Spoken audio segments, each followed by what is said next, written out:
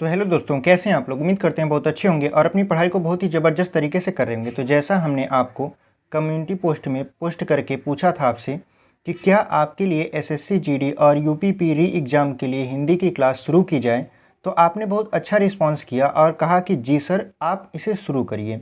क्योंकि आप जानते हो कि एसएससी का न्यू कैलेंडर आ चुका है, जिसमें आपकी सारी वैकेंसी, चाहे एसएससी सीजीएल हो, चाहे एमटीएस हो, चाहे सीएचएसएल हो, और उसके बाद चाहे एसएससी जीडी हो, उन सभी का शेड्यूल आ चुका है।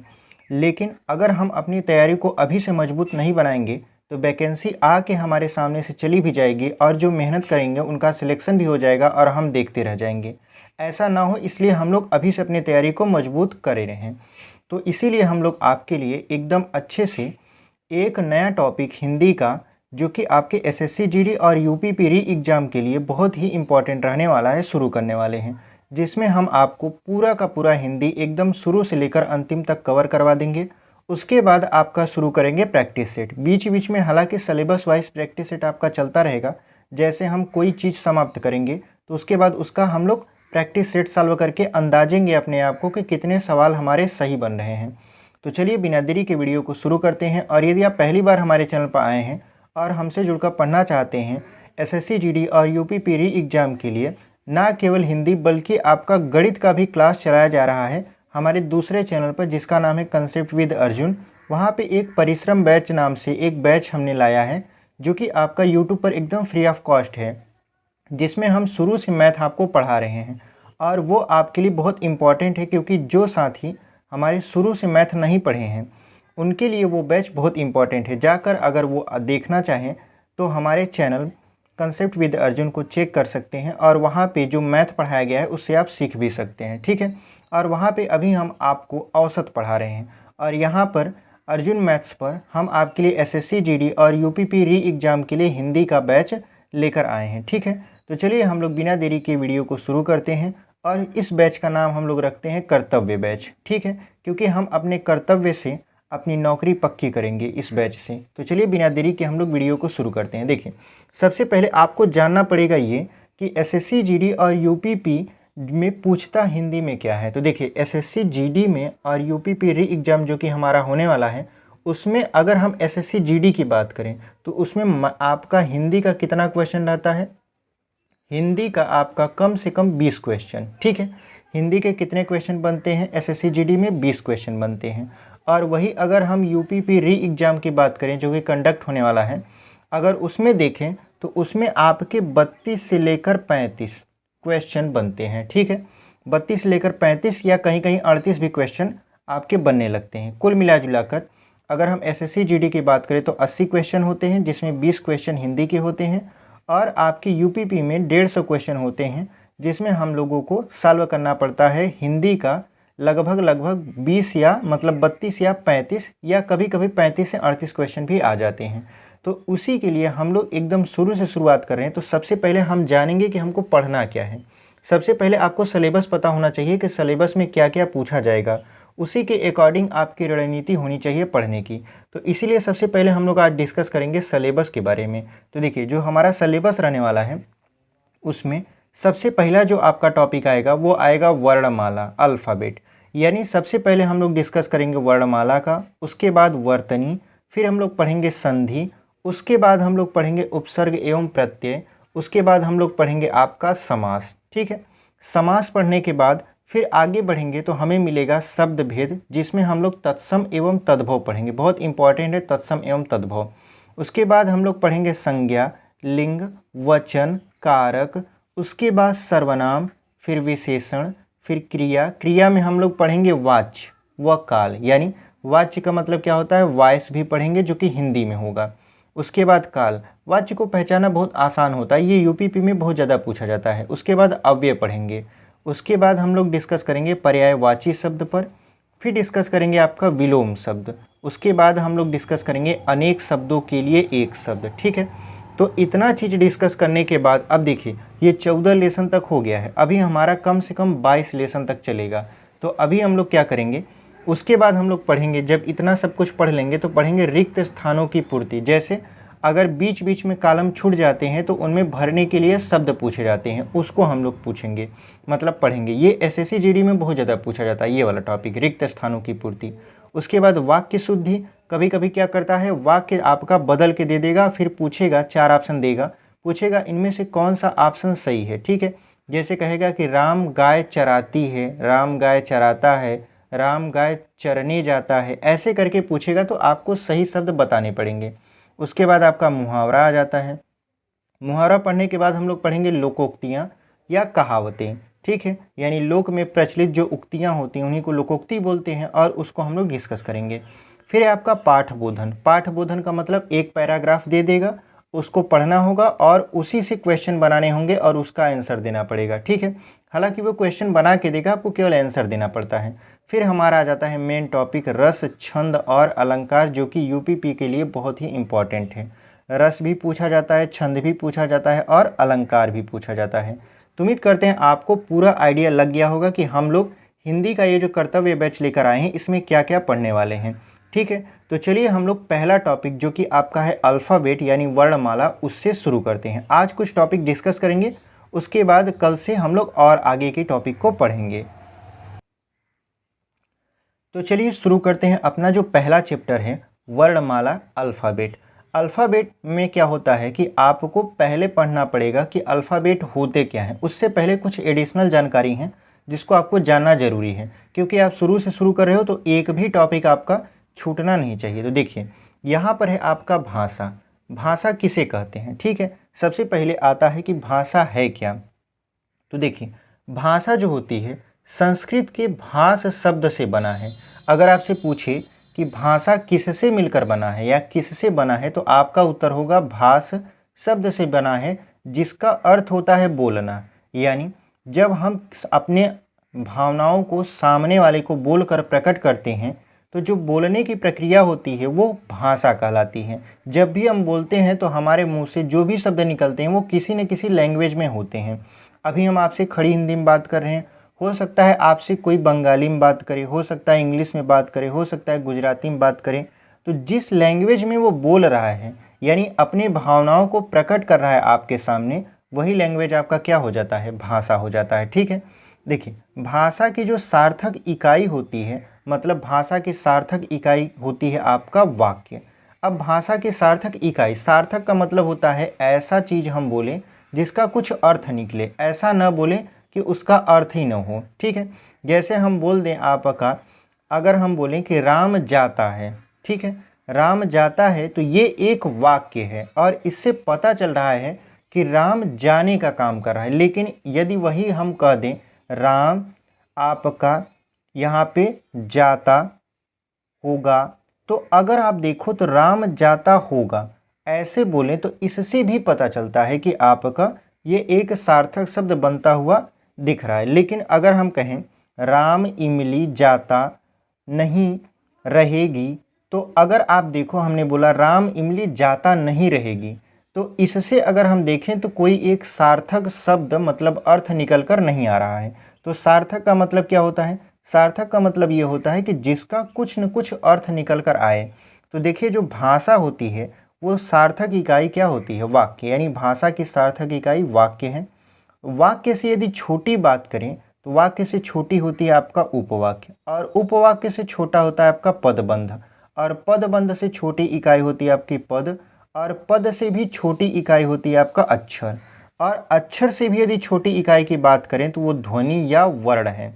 तो आप एक सीक्वेंस में इसको याद कर सकते हैं। पहले वाक्य, वाक्य सबसे बड़ा होगा, उसका छोटा भाई उपवाक्य, और उससे भी छोटा आपका पदबंध, पदबंध से भी छोटा आपका पद, और पद से भी छोटा है आपका अक्षर, और अक्षर से भी छोटा अगर देखें तो ये है ध्वनि या वर्ण। यानी शुरुआत अगर होगी तो वर्ण अथवा ध्वनि से होगी और अंत होगा वाक्य पर। तो उम्मीद करते हैं आपको ये जो भाषा हमने आपको समझाया है बहुत अच्छे तरीके से आपको समझ में आ गया होगा, और भाषा की सार्थक इकाई क्या होती है ये भी समझ में आ गया होगा। अब देखिए चलते हैं अपने अगले टॉपिक पर। देखिए जैसे हमने उदाहरण की बात की, जैसे राम शब्द अगर लें तो राम शब्द में देखिए 2 अक्षर हैं। अगर आपसे पूछ ले कि राम शब्द में कितने अक्षर हैं तो 2 अक्षर हैं। कौन कौन, रा और म। लेकिन यही अगर पूछे कि ये बताइए कि राम शब्द में कितने वर्ण हैं, ठीक है, तो वर्ण आपके देखिए र अलग हो जाएगा, र में आ की मात्रा लगा है तो आ अलग हो जाएगा, म अलग हो जाएगा और म में अ की मात्रा जो है वो अलग हो जाएगा। तो कुल मिला जुला के 1 2 3 और 4, यानी जो राम शब्द है उसमें यदि हम वर्ण की बात करें तो 4 वर्ण हैं। ऐसे क्वेश्चन आपसे अगर पूछ ले तो आपको बहुत आसानी से इनका जवाब दे देना चाहिए, ठीक है। तो उम्मीद करते हैं आपको यहाँ तक समझ में आया है। चलिए बढ़ते हैं अपने अगले टॉपिक पर। देखिए अगला जो हमारा टॉपिक रहने वाला है वो रहने वाला है आपका वर्ण, ठीक है। अब वर्ण क्या है, तो आपने अभी पढ़ा कि वर्ण जो होता है वो भाषा की सबसे छोटी इकाई होती है, क्योंकि जो शुरुआत होती है वो वर्ण से ही होती है और जो अंत होता है वो वाक्य से होता है। यानी सबसे छोटा भाई है इसका वर्ण और सबसे बड़ा भाई है आपका वाक्य। तो वर्ण क्या है, भाषा की सबसे छोटी इकाई को ध्वनि या वर्ण कहते हैं। देखिए वर्ण को ध्वनि भी कहते हैं, लेकिन किस कंडीशन में इसे ध्वनि कहेंगे और किस कंडीशन में इसे वर्ण कहेंगे, दोनों में अंतर होता है। तो वर्ण क्या था, भाषा की सबसे छोटी इकाई को ध्वनि या वर्ण कहते हैं। अगर हम बात करें कि कब इसे ध्वनि कहेंगे और कब इसे वर्ण कहेंगे, तो इसको हम लोग देख लेते हैं। देखिए ध्वनि जो होती है वर्ण का उच्चरित रूप है, मतलब जैसे हम बोल रहे हैं तो कुछ न कुछ ध्वनि हमारे मुंह से निकल रही है, हम उच्चारण कर रहे हैं, तो जो हम बोल रहे हैं वो ध्वनि है। लेकिन ये जो लिखा हुआ आप देख रहे हो ये क्या है, आपका लिखित रूप जो होता है वो क्या होता है, वर्ण होता है, ठीक है। यानी जो बोलने का तरीका होता है या जो हम बोलते हैं वो तो ध्वनि होती है, लेकिन जो हम लिखते हैं वो आपका वर्ण होता है। जैसे आप केमिस्ट्री में पढ़ते हो कि सबसे छोटे पार्टिकल जो होते हैं वो इलेक्ट्रॉन, प्रोटॉन और न्यूट्रॉन होते हैं, जिससे मिलकर आपका न्यूक्लियस बनता है। वैसे यहाँ पे अगर हिंदी में देखें तो सबसे जो छोटा पार्ट है वो वर्ण है, जिससे मिलकर आगे हमारा वाक्य बनता है। तो देखिए ध्वनि क्या था आपका, वर्ण का उच्चरित रूप, जबकि जो वर्ण है वो ध्वनि का लिखित रूप है। जैसे जो हम चीज़ें बोल रहे हैं वो यहाँ पे लिखा हुआ है, तो लिखित रूप को तो बोल देंगे वर्ण, लेकिन जो हम बोल रहे हैं जिसे आप सुन रहे हो वो आपका क्या है, ध्वनि है। तो उम्मीद करते हैं आपको वर्ण समझ में आया होगा कि वर्ण किसे कहते हैं। वर्ण को ध्वनि भी बोलते हैं, लेकिन किस कंडीशन में, जब उच्चारित किया जाता हो वर्ण को, लेकिन जब वर्ण को लिखा जाता है तब उसे ध्वनि न बोलकर वर्ण बोलते हैं, ठीक है। तो चलिए हम लोग आगे बढ़ते हैं। उम्मीद करते हैं आपको यहाँ तक समझ में आया होगा। देखिए यहाँ पर हम लोग पहले डिस्कस करेंगे मानक हिंदी वर्णमाला। यानी मानक हिंदी वर्णमाला मतलब एक मापदंड जिस पर हिंदी वर्णमाला को रखा गया है और इससे क्वेश्चन पूछने ही पूछने हैं। तो इससे क्वेश्चन कैसे आते हैं इसको पहले हम लोग पढ़ लेते हैं, फिर आपको क्वेश्चन बना के समझाते हैं कि कैसे क्वेश्चन आपको इस आपके हिंदी में देखने को मिलेंगे। जैसे देखिए यहाँ पे लिखा है हिंदी में जो उच्चारण के आधार पर 45 वर्ण हैं। पहला क्वेश्चन यहीं से तैयार हो गया। क्या पूछेगा, ये बताइए कि हिंदी में उच्चारण के आधार पर कितने वर्ण हैं। तो आपका उत्तर होना चाहिए 45। कैसे 45, तो देखिए जहाँ उच्चारण के आधार पर 10 स्वर हैं और 35 व्यंजन होते हैं, तो 10 और 35 जोड़ देंगे तो कितना हो जाएगा, 45। तो पहला क्वेश्चन आपका तैयार हो गया। हिंदी में उच्चारण के आधार पर वर्ण कितने होते हैं, तो 45 होते हैं। कितने स्वर होते हैं और कितने व्यंजन होते हैं उनमें, तो 10 स्वर होते हैं और 35 व्यंजन होते हैं। दूसरा आपका क्वेश्चन पूछेगा उच्चारण के आधार पर नहीं, लेखन के आधार पर बताइए, ठीक है। लेखन के आधार पर कितने आपके व्यंजन होते हैं, मतलब वर्ण होते हैं, तो लेखन के आधार पर 52 वर्ण होते हैं। मतलब जब हम बोलते हैं तो बोलने में आपके कुल 45 वर्ण आएंगे, लेकिन जब हम लिख कर उच्चरित करते हैं, तो जब हम लिखते हैं तो वही 45 के जगह ये क्या बन जाता है, 52 वर्ण हो जाता है, ठीक है। तो यहाँ पे देखिए लेखन के आधार पर आपके 52 वर्ण हैं। कौन कौन से, 13 आपका स्वर है और 35 आपका व्यंजन है और 4 आपके संयुक्त व्यंजन है। संयुक्त व्यंजन का मतलब होता है ऐसे व्यंजन जो दूसरे व्यंजन से मिलकर बने होते हैं, ठीक है। तो उम्मीद करते हैं आपको लेखन के आधार पर कितने वर्ण होते हैं समझ में आया होगा। क्वेश्चन क्या पूछेगा, लेखन के आधार पर वर्णों की संख्या, 4 ऑप्शन दे देगा, जैसे मान लेते हैं 45, 52, 51, 50 ऐसे करके देगा, तो आपका ऑप्शन क्या होना चाहिए, 52 होना चाहिए। और अगर पूछेगा कि लेखन के आधार पर कितने स्वर होते हैं, तो 13 होते हैं। लेकिन यही उच्चारण के आधार पर यदि पूछेगा कितने स्वर होते हैं, तो 10 स्वर होते हैं। तो उम्मीद करते हैं आपको ये बहुत अच्छे तरीके से समझ में आया होगा। चलिए बढ़ते हैं अपने अगले टॉपिक में।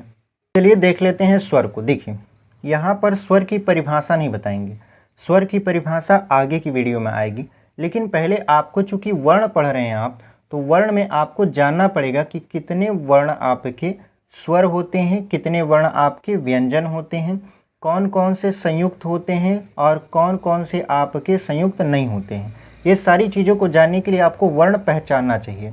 तो वर्ण को पहचानने का तरीका देखिए, जो स्वर होता है, स्वर में कितने वर्ण होते हैं आपके, तो देखिए अ से शुरू होता है और अह पे समाप्त होता है। लेकिन अगर आप ऋषि, अंग और अह को निकाल दें, क्योंकि आप अ से शुरू करोगे और अह पर समाप्त करोगे तो कुल 13 हो जाएंगे। देखिए कैसे, अ, आ, ई, उ, ऋषि, ए, ऐ, ओ, औ, अंग, अह। तो देखिए 1 2 3 4 5 6 7 8 9 10 11 12 और 13, तो कुल मिला जुला के 13 हो गए। लेकिन अगर आप देखो जिसको हमने ब्रैकेट में कर रखा है, जैसे री है, अंग है और अह है, अगर इन तीनों को निकाल दिया जाए तो 13 में से हमने किसको निकाल दिया, 3 लोगों को। तो 13 में से 3 को निकाला तो कितने बचे आपके, 10 बचे। तो जो 10 हैं ये आपके उच्चारण के आधार पर हैं, ये जो 10 हैं आपके क्या हैं, उच्चारण के आधार पर। लेकिन यदि इसमें 3 भी जोड़ दिया जाए तो 10 और 3 कितना हो जाएगा, 13 हो जाएगा। तो 10 और 3 अगर 13 हो गया है तो ये किसके आधार पर हो जाएगा, तो ये लेखन के आधार पर हो जाएगा। तो उच्चारण के आधार पर कितने स्वर हैं आपके, 10, और लेखन के आधार पर 10 और 3 कितना हो जाएगा, 13 स्वर हो जाएगा। तो उम्मीद करते हैं आपको कितने आपके स्वर में वर्ण आएंगे लेखन के आधार पर और उच्चारण के आधार पर समझ में आया होगा। लेखन के आधार पर आपके 13 हो जाएंगे, उच्चारण के आधार पर आपका 10 हो जाएगा। ठीक है, तो चलिए बढ़ते हैं अब व्यंजन वर्ण की तरफ। चलिए अब व्यंजन वर्ण को देख लेते हैं। देखिए व्यंजन वर्ण में क से शुरुआत होगा और ज्ञ पर समाप्त होगा, लेकिन क से लेकर ज्ञ तक में बहुत सारी ऐसी चीज़ें हैं जो आपको पता होनी चाहिए। जैसे क वर्ग में क्या आता है, क से लेकर ज्ञ तक आता है, मतलब क से लेकर अंग तक आता है। च वर्ग में च से लेकर इ तक। ट वर्ग में अगर आप देखो तो ट ठ ड, ड से हम लोग अंग बनाते हैं। ठीक है, तो ये हो गया आपका। उसके बाद ढ, ढ से हम लोग ढ़ बनाते हैं। उसके बाद अड़ होता है। तो ये जो दोनों आपके हैं जो कि ड और ढ से मिलकर बने हैं, इसको बोलते हैं द्विगुण व्यंजन। इसको क्या बोलेंगे, ड और ढ को क्या बोल देंगे, द्विगुण व्यंजन बोल देंगे। तो अगर आपसे पूछे कि ये बताइए द्विगुण व्यंजन क्या होते हैं, तो द्विगुण व्यंजन कितने होते हैं, तो 2 होते हैं। कौन कौन से, एक तो आप अंग को लोगे, एक आपको ढ को लेना है। ठीक है, और ये किससे बने होते हैं, तो ड से बनता है आपका अंग और आपका ढ से बनता है आपका ढ़। तो उम्मीद करते हैं आपको ये क च ट तक समझ में आया है। अब त देख लेते हैं। तो त वर्ग में त से लेकर क्या आता है, न तक आता है, और प वर्ग में प से लेकर कहाँ तक आएगा, म तक आएगा। तो ये इस तरीके से एक उच्चारण बन जाता है, क च ट त प। ठीक है, अगर आपसे कोई पूछे कि क से लेकर प तक में कितने आपके वर्ण आएंगे, तो आपका जवाब होना चाहिए, देखिए 1 2 3 4 5, 5 हैं और 1 में कितने हैं, 5 हैं। तो 5 बचे कितना हो जाएगा, 25 हो जाएगा। लेकिन अगर देखिए अब हम लोग शुरू करते हैं आपका यहाँ से अंतस्थ व्यंजन, जो कि बहुत ज़्यादा इंपॉर्टेंट है। पूछता है अंतस्थ व्यंजन कितने हैं, तो आपका जवाब होना चाहिए 4। कितने अंतस्थ व्यंजन हैं, 4 अंतस्थ व्यंजन है। कौन कौन सा, य र ल और व। उसके बाद पूछता है उष्म व्यंजन, तो उष्म व्यंजन भी 4 हैं, स ख स ह। तब 25 उधर हुए थे, 4 इधर हो गए, 4 इधर, 8 हो गए। तब 25 और 8 कितना हो गया, 33 हो गया। ठीक है, तो यहाँ पे देखिए कुल कितने हो गए, 33।